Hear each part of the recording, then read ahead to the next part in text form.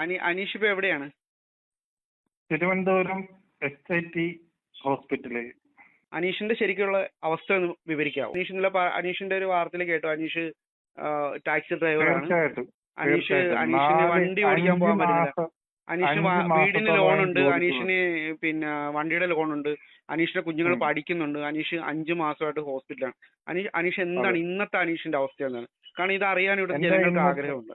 ഇന്നത്തെ എന്റെ അവസ്ഥ എന്ന് പറഞ്ഞാല് 5 മാസമായിട്ട് ജോലിക്ക് പോകാൻ പറ്റിയിട്ടില്ല. അതൊന്ന്. രണ്ടാമത്തത് എന്റെ വീടിന്റെ ലോണ്, എന്റെ കാറ്, ഞാൻ ഉപജീവനമായിട്ട് എടുത്തിരിക്കുന്ന വണ്ടിക്ക് ലോണുണ്ട്. ഞാൻ ഈ വീട് വെക്കാനും ഉപജീവന മാർഗത്തിനും വേണ്ടി ആലപ്പുഴയിൽ കേരള ബാങ്കിൽ സ്വർണം പണയം വെച്ച് അതിനെടുത്തിരിക്കുന്ന പലിശയുണ്ട്. എന്റെ വീട്ടിൽ എന്റെ കുഞ്ഞുങ്ങൾ 2 പേരുണ്ട്. അവരിപ്പോ വഴിയാധാരമായതുപോലെയാണ്. കാര്യം അവര് ഞങ്ങളില്ലാതെ ജീവിക്കാനായിട്ട് ആകേണ്ട ഒരു സാഹചര്യത്തിലേക്ക് എത്തി. മൂത്ത കുട്ടിക്ക് 12 വയസ്സുണ്ട്, പെൺകുട്ടിയാണ്. രണ്ടാമത്തെ കുട്ടി 6 വയസ്സുണ്ട്, പെൺകുട്ടിയാണ്. ഈ സമയത്ത് ഞാനും എന്റെ വൈഫും ഇല്ലാതെ 1.5 മാസമായിട്ട് ആ കുഞ്ഞുങ്ങൾ അവിടെ കിടന്ന് അനുഭവിക്കുന്നത്.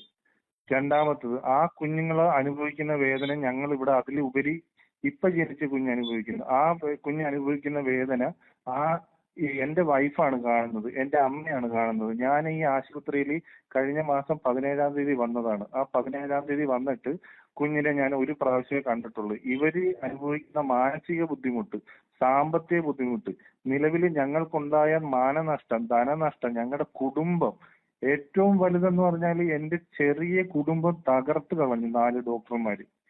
ഈ ലാബും ഈ ആശുപത്രിയിലെയും ഡോക്ടർമാര് കാരണം ഞാനിപ്പം ആത്മഹത്യ ചെയ്താലോ എന്ന് വരെ ആലോചിച്ചുകൊണ്ടിരിക്കുകയാണ്. തുടർ ജീവിതത്തിന് എന്ത് ചെയ്യണമെന്നറിയാൻ മേലാതെ സന്നദ്ധ സംഘടനകളും കൂട്ടുകാരും ഫാമിലി സുഹൃത്തുക്കളും തന്ന സഹായത്താലാണ് ഇത്രയും നാൾ ഓടിയത്. ഇനി അങ്ങോട്ട് എത്ര ദൂരം ഓടുമെന്ന് എനിക്ക് അറിയത്തില്ല. ഞാനും കൂടെ പതറിപ്പോയി കഴിഞ്ഞാൽ എന്റെ ഭാര്യയും പിള്ളേരും കൂട്ടത്തോട് ആത്മഹത്യ ചെയ്യും. അതുകൊണ്ടാണ് ഞാൻ എന്റെ മനസ്സിനെ പിടിച്ചു നിർത്തിയിരിക്കുന്നത്. ഒന്നുമില്ല, നമുക്ക് എല്ലാം തിരിച്ചു വരും എന്നുള്ളൊരു സമാധാനത്തിൽ. ഈ കുഞ്ഞ് ജനിച്ചു, മുന്നോട്ട് എത്ര നാൾ ഉണ്ടാകും, ഇതിന് പരിഹാരം എന്താണ്, ഇതിന് ചികിത്സ കിട്ടുമോ, ഇതിന് ചികിത്സയുണ്ടോ, ചികിത്സിച്ച ഭേദമാകുമോ എന്നൊന്നും അറിയാതാണ് ഞാൻ ഈ 33 ദിവസമായിട്ട് SITയുടെ വാതിക്കല്, ICUയുടെ വാതിക്കല് കുത്തിയിരിക്കുന്നത്.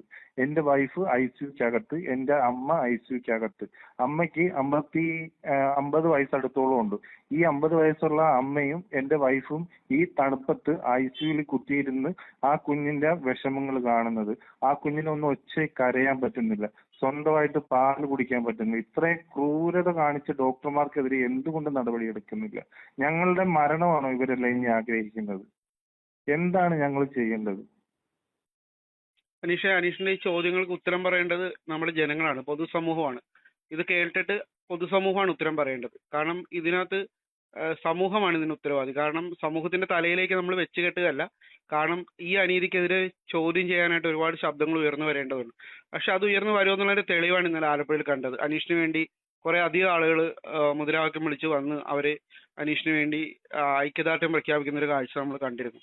അപ്പൊ ഇതിനകത്ത് നമുക്ക് പറയാനുള്ളത്, അനീഷ് പറയുന്നതിന് ശരിക്കും പറയാൻ മറുപടിയില്ല. അനീഷ് പറയുന്നതിനൊന്നും നമുക്ക് മറുപടിയില്ല. പക്ഷെ ഈ അനീഷിന്റെ ഒരു പോരാട്ടം, അനീഷ് ഈ വിഷയം ഉണ്ടായിട്ട്, അനീഷിനെ പോലെ നിരവധി പേർക്കാണ് ഇപ്പൊ നമ്മൾ ഇതിന് ശേഷം അറിയുന്നത്, നിരവധി പേർക്ക് ഇത്തരം വിഷയങ്ങളുണ്ടായത്. പക്ഷെ അനീഷ് തുറന്ന ഒരു പോരാട്ടത്തിൽ ഇത്രയും പോരായ്മകളും പരിമിതികളൊക്കെ നിന്നുകൊണ്ട് അനീഷ് ഒരു തുറന്ന പോരാട്ടത്തിന് തയ്യാറാകുവാണ്. അപ്പൊ അത് എന്തുകൊണ്ടാണെന്നറിയോ? പറയൂ.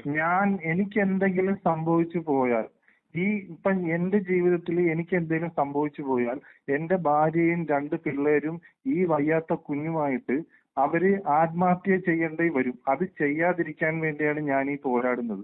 പിന്നെ ഇനി ഒരു കുഞ്ഞും ഇങ്ങനെ ഒരു അച്ഛനും അമ്മയ്ക്കും ജനിക്കരുത്. കാര്യം എനിക്ക് എന്തെങ്കിലും സംഭവിച്ചു പോയി കഴിഞ്ഞാൽ ഈ ആരോഗ്യ വകുപ്പിന്റെയോ അല്ലെങ്കിൽ ഈ പറഞ്ഞ ആൾക്കാരോ സംരക്ഷിക്കാനായിട്ട് ഉണ്ടാകണം. എന്റെ കുഞ്ഞിന് തുടർ ചികിത്സ കിട്ടണം, തുടർ ചികിത്സ കിട്ടണം. അവന് പറഞ്ഞിരിക്കുന്നത് 3-ാം വയസ്സിൽ ഹാർട്ടിന്റെ ഹോൾ സർജറി ചെയ്യണമെന്ന് പറഞ്ഞിരിക്കുന്നത്. ഈ 3 വർഷം കഴിയുമ്പോഴത്തേക്ക് ആരാണ് മന്ത്രി, ആരാണ് ഇതിന്റെ പിന്നിൽ എന്നൊന്നും നമുക്കറിയാൻ പറ്റില്ല. ഞാൻ നിലവിൽ ജീവനോടുണ്ടെങ്കിൽ ഞാൻ എന്റെ കുഞ്ഞിന് വേണ്ടി പോരാടും. ഞാൻ ഇല്ലാതായാൽ ഇവർക്ക് വേണ്ടി, ഈ 3 പേർക്കും ബാക്കിയുള്ള സമൂഹത്തിനും ഇനി ജനിക്കാനിരിക്കുന്ന കുഞ്ഞുങ്ങൾക്കും വേണ്ടിയാണ് ഞാൻ ഈ പോരാടുന്നത്. അനീഷ്, പിന്നെ അനീഷിന് ഈ കുട്ടിയുടെ തുടർ ചികിത്സ സൗജന്യമായ ചികിത്സ തരുമെന്ന് പറഞ്ഞാൽ അത് രേഖാമൂലം എന്തെങ്കിലും അതിനുള്ള ആധികാരികമായ രേഖകൾ കിട്ടിയിട്ടുണ്ടോ? ഒന്ന്. രണ്ടാമത്തത്, അനീഷിന് സൗജന്യ ചികിത്സ എന്ന് പറഞ്ഞിട്ട് അനീഷിന് അത് കിട്ടുന്നുണ്ടോ? ആലപ്പുഴ DMOയ്ക്കും ആലപ്പുഴ WNCയിലെ സൂപ്രണ്ടിനും ജില്ലാ പോലീസ് മേധാവിക്കും കൊടുത്തിരിക്കുന്ന പരാതിയിന്മേൽ ജില്ലാ പോലീസ് മേധാവിക്ക് കൊടുത്ത പരാതിയിന്മേൽ FIR ഇട്ട് കേസ് രജിസ്റ്റർ ചെയ്തിട്ടുണ്ട്. ആലപ്പുഴ WNC കൊടുത്ത പരാതിയിലും ആലപ്പുഴ ഡിസ്ട്രിക്ട് DMOയ്ക്ക് കൊടുത്ത പരാതിയിലും ഇതുവരെ ഒരു നടപടിയോ ആയിട്ടില്ല. ആ നടപടിയെ കുറിച്ച് ഞാൻ ചോദിച്ചപ്പോഴത്തേക്ക് അതിനു മുകളിലുള്ള ആൾക്കാരാണ് ഇപ്പൊ അതായത് ആലപ്പുഴ ഡിസ്ട്രിക്ട് DMOയ്ക്കകത്ത് മുകളിലുള്ള ആൾക്കാരാണ് ഈ കേസ് ഇപ്പൊ കൈകാര്യം ചെയ്യുന്നത്. അതുകൊണ്ട് ഞങ്ങൾക്ക് ഇതിനകത്ത് ഒന്നും മറുപടി പറയാൻ പോലും ഇല്ല എന്നാണ് ഈ രണ്ട് ഭാഗത്തുനിന്നും കിട്ടിയ മറുപടി. പിന്നെ ആരോഗ്യമന്ത്രിയുടെ ഭാഗത്തുനിന്ന് ഇതിനെക്കുറിച്ച് എന്താണ് നിങ്ങളുടെ കുഞ്ഞിന് സംഭവിച്ചത്, ആ ഡോക്ടർ എന്ത് പിഴവ് സംഭവിച്ചു, അല്ലെങ്കിൽ സ്കാനിങ്ങിൽ എന്ത് പിഴവ് സംഭവിച്ചു, അത് കണ്ടെത്തിയിട്ട് ഞാൻ വേണ്ട നടപടി എടുത്തിട്ടുണ്ട് എന്നുള്ളതിനെ കുറിച്ച് ഒരറിയിപ്പില്ല. സ്കാനിങ് സെന്ററിൽ 2 വർഷത്തെ റെക്കോർഡുകൾ സൂക്ഷിക്കാത്തതിന്റെ പേരിലാണ് ആ സ്കാനിങ് സെന്റർ രണ്ടും പൂട്ടിയിരിക്കുന്നത്.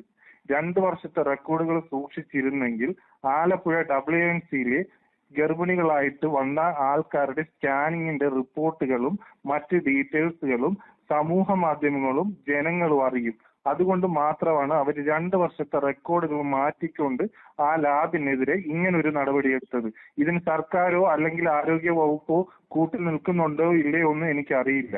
കാര്യം 2 വർഷമായിട്ട് ഒരു ലാബിൽ റെക്കോർഡ് സൂക്ഷിക്കുന്നില്ല എങ്കിൽ ആ 2 വർഷത്തെ എന്താണ് ചെയ്തിരിക്കുന്നത്? ശങ്കേഴ്സ് എന്ന് പറയുന്ന ലാബിലെ അനാസ്ഥകൾ എന്തുമാത്രം കുഞ്ഞുങ്ങൾക്ക് ഇതേ കണക്ക് അംഗവൈകല്യങ്ങൾ ഉണ്ടായിട്ടുണ്ട്, എന്തുമാത്രം തള്ളയും തന്തയും ഓരോ വിഷമങ്ങൾ അനുഭവിക്കുന്നുണ്ട് എന്നുള്ളതിനെ കുറിച്ച് കൃത്യമായ മറുപടി ആ 2 വർഷത്തെ ലാബിലെ CCTVയിലും ലാബിലെ റെക്കോർഡിങ്ങിലും കാണേണ്ടതാണ്. അതുകൊണ്ടാണ് അവരത് മാറ്റിയത്. രണ്ടാമത്തത്, ഇനി ഒരു കുഞ്ഞിന് ഇങ്ങനൊരു അവസ്ഥ ഉണ്ടാകാതിരിക്കാനായിട്ട് ആരോഗ്യ രംഗത്ത് നിന്ന് വളരെയധികം ശക്തമായി തന്നെ ഇവർക്ക് ഇൻസ്പെക്ഷനും മറ്റു കാര്യങ്ങളും നടത്തിക്കൊണ്ട് എല്ലാ കാര്യങ്ങളും സർക്കാരിന്റെയോ ആരോഗ്യ വകുപ്പിന്റെയും നിരീക്ഷണത്തിലാണ് എന്ന് ലാബുകാർക്കും ബോധ്യം വരണം, ഹോസ്പിറ്റൽ അധികാരികൾക്കും ബോധ്യം വരണം, നമ്മൾ ചെല്ലുന്ന നമ്മൾക്കും ബോധ്യം വരണം. എങ്കിൽ മാത്രമേ സമ്പൂർണ്ണ ആരോഗ്യ കേരളത്തിൽ ആലപ്പുഴ WNCക്കെങ്കിലും ആകാൻ പറ്റൂ.